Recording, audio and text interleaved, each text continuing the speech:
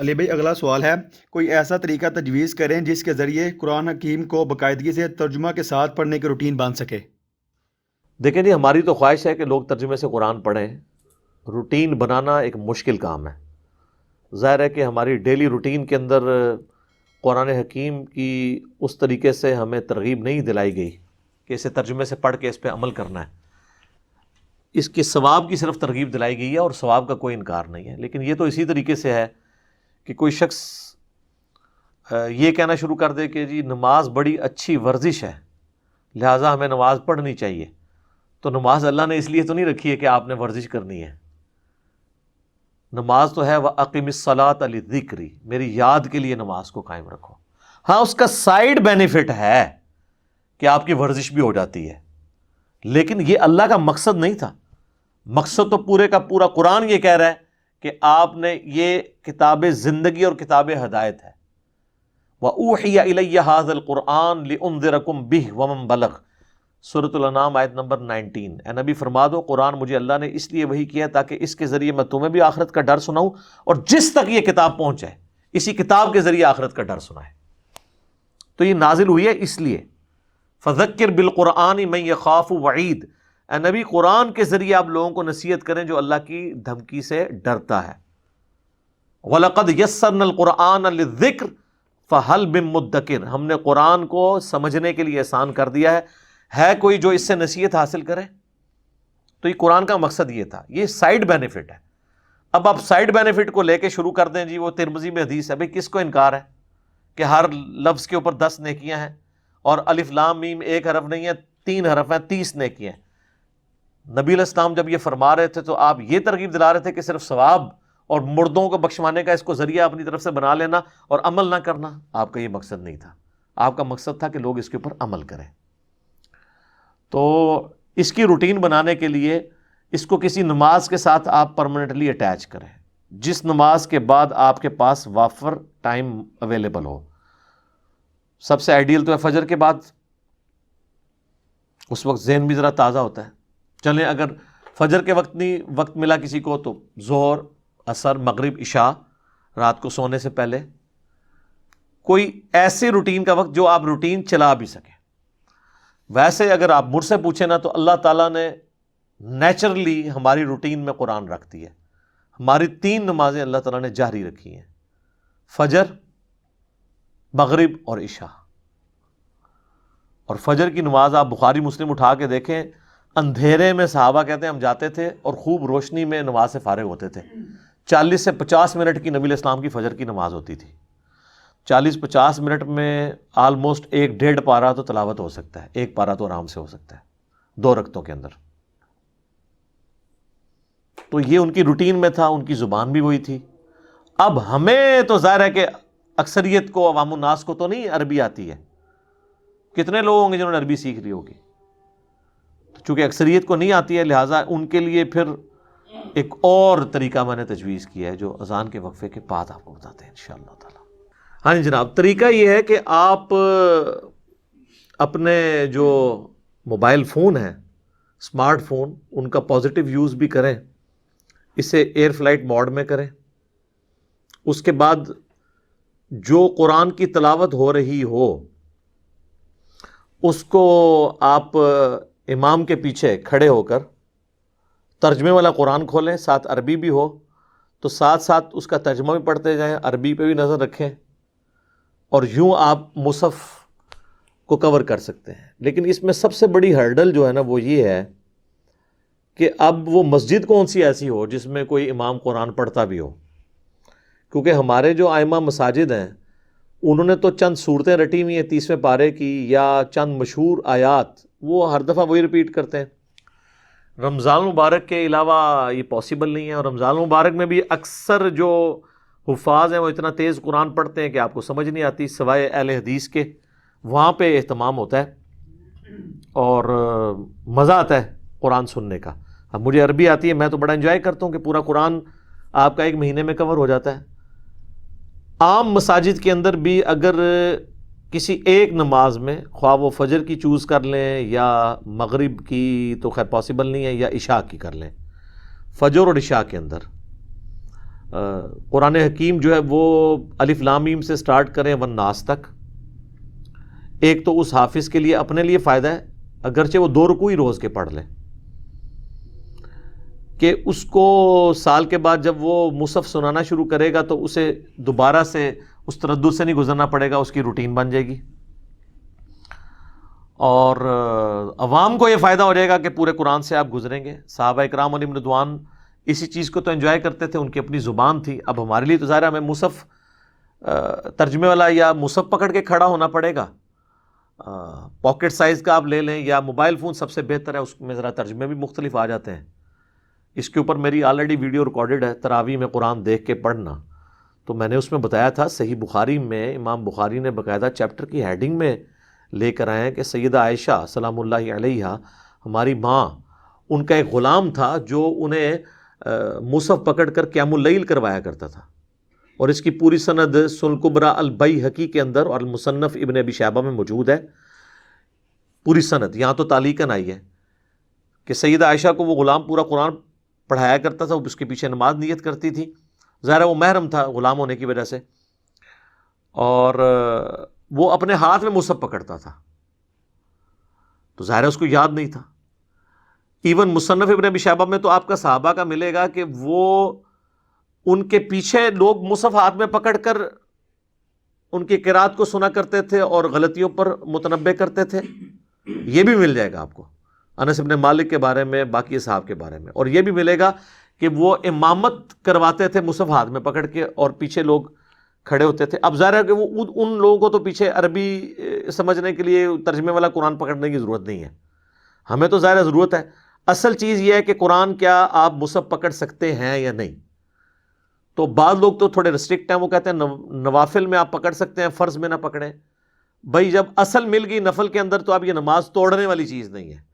جب بخاری اور مسلم میں حدیث ہے کہ نبی علیہ السلام اپنی بیٹی کی بیٹی یعنی نواسی امامہ بنت ابی العاص کو اٹھا کے فرض نماز صحابہ کو پڑھا لیا کرتے تھے، تو مصحف کیوں نہیں اٹھایا جا سکتا؟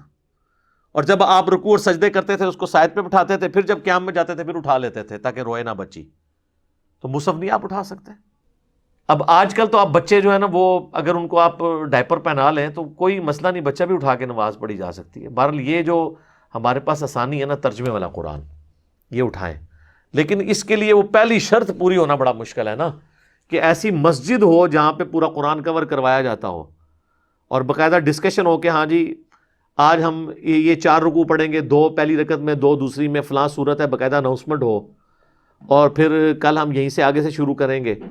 اب یہ اس طرح کے ہمیں کہاں سے الفاظ ملے؟ ہمارے جہلم شہر میں تھوڑا سا شروع ہوا تھا، لیکن وہ بھی پھر آگے چلا نہیں سکے۔ ظاہر ہے وہ عام الناس پیچھے سے پھر شور مچا دیتی ہے، جی نماز لمبی ہو گئی ہے، اور پھر وہ ان حدیثوں کا سہارا لیتے ہیں کہ نبی علیہ السلام نے لمبی نماز سے منع فرمایا ہے۔ سر وہ آپ کھول کے تو دیکھیں، وہ پہلی رکعت میں سورۃ البقرہ، دوسری میں آل عمران پڑھا دی تھی، تو نبی علیہ السلام نے فرمایا سورہ بقرہ آل عمران 4 سے زیادہ پارے بن جاتے ہیں، تو آپ نے یعنی 4 پاروں کو آپ نے کام کر کے 1 پارے ہی کہا ہوگا نا، یہ تو نہیں کہا ہوگا 4 آیتیں پڑھ لو۔ بخاری مسلم میں موجود ہے کہ نبی علیہ السلام جو فجر کی نماز پڑھتے تھے جمعے والے دن، پہلی رکعت میں سورہ السجدہ پارہ نمبر 21 والی، اور دوسری میں سورۃ الدہر پارہ نمبر 29 والی، یہ پڑھا کرتے تھے۔ تو آپ ذرا اس کی ڈیوریشن دیکھ لیں، اور باقی تو نبی علیہ السلام سورہ آل عمران، سورہ نساء، سورہ مائدہ، یہ آپ کو کئی جگہ ملے گا کہ آپ علیہ السلام نے تلاوت کی ہے۔ اتنی لمبی نماز، فرض نماز بھی پڑھی ہے۔ تو کوشش کریں کہ آپ کوئی ایسی مسجد یا کسی امام مسجد کی کوئی اکرام مسلم کریں، کوئی اس کی خدمت کریں کہ یار کوئی ایک نماز تو اس طرح کی پڑھا دو۔ پھر بھی کچھ نہیں بنتا تو پھر آپ یہ کر سکتے ہیں کہ کوئی نفلی نماز اپنی شروع کر لیں، تہجد کے وقت اٹھ جائیں، اشراق کے وقت یا عشاء کے وقت کے جو 2 سنتیں ہیں وہ آپ گھر جا کے پڑھیں، سنت بھی پوری ہو جائے گی۔ اس میں آپ مصحف اٹھا لیں، سامنے ایک ڈیسک رکھ لیں، رکوع اور سجدے میں جاتے وقت آپ اس ڈیسک کے اوپر قرآن رکھیں اور پھر اٹھا کے اسے پڑھنا شروع کرتے ہیں۔ یہی میں نے کہا تھا تراویح کے اندر بھی کریں کہ آپ گھر والوں کو تراویح گھر میں پڑھائیں اور سارے مصحف اٹھا لیں تاکہ ترجمہ کور ہو۔ لیکن یہ قرآن جو ہے وہ صرف سال کے بعد پڑھنے کے لیے نہیں ہے، یہ روزانہ پڑھنے کے لیے ہے۔ تبھی تو صحابہ کرام کا ایمان اس لیول کا تھا کہ ان کا اوڑھنا بچھونا قرآن تھا۔ لیکن ہمیں تو لگا دیا انہوں نے کہ بس اس کو ثواب کمانے اور مردے بخشوانے کا ایک ذریعہ بنا لے، اور ہمارے بزرگوں نے پوری نیک نیتی کے ساتھ یہ ہمارے ساتھ ہاتھ ڈالا ہے۔ وہ لکھتے ہیں نا جناب فضائل اعمال میں شیخ زکریا کاندلوی کے، ایک بزرگ تھے روزانہ 3 قرآن پڑھتے تھے، دوسرے کا لکھا وہ روزانہ 8 قرآن پڑھتے تھے۔ 8 قرآن کس طرح پڑھتے تھے؟ بغیر سمجھ کے بھی نہیں پڑھے جا سکتے، بہت سپیڈ چاہیے اس کے لیے۔ یا ہو سکتا ہے سورہ اخلاص 3 دفعہ پڑھیں تو یہ ایک بن گیا، تو 8 × 24 یہ پڑھتے ہوں۔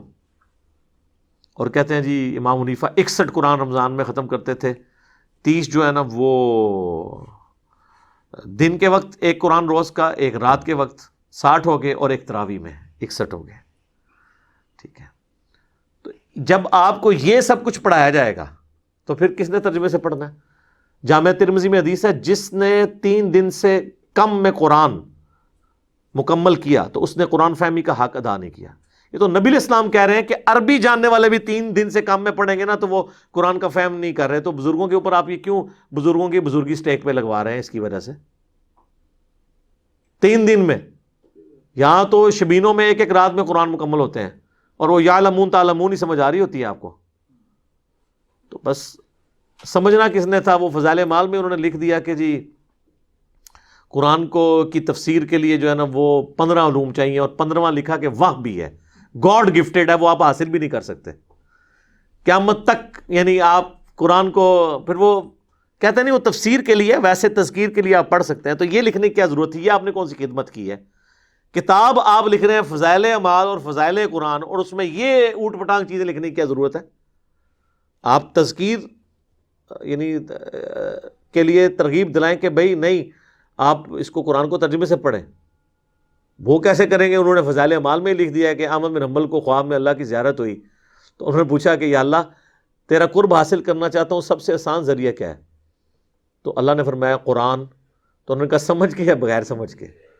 میں کہتا ہوں جی یہ میرے سامنے کو بات کرے تو میں غصے میں اس کے ساتھ پتہ نہیں کیا کروں، انہوں نے اللہ کے سامنے کیسے کیا ہوگی؟ یہ جھوٹا خواب احمد بن حنبل پہ انہوں نے تھوپا ہے۔ تو آگے سے کہتے ہیں اللہ نے فرمایا چاہے سمجھ کے چاہے بغیر سمجھ کے، یعنی پورے کا پورا قرآن یہ کہہ رہا ہے یہ قرآن اس لیے نازل ہوا ہے کہ آپ اس کی آیات کے اوپر تفکر کریں، اس سے ہدایت حاصل کریں۔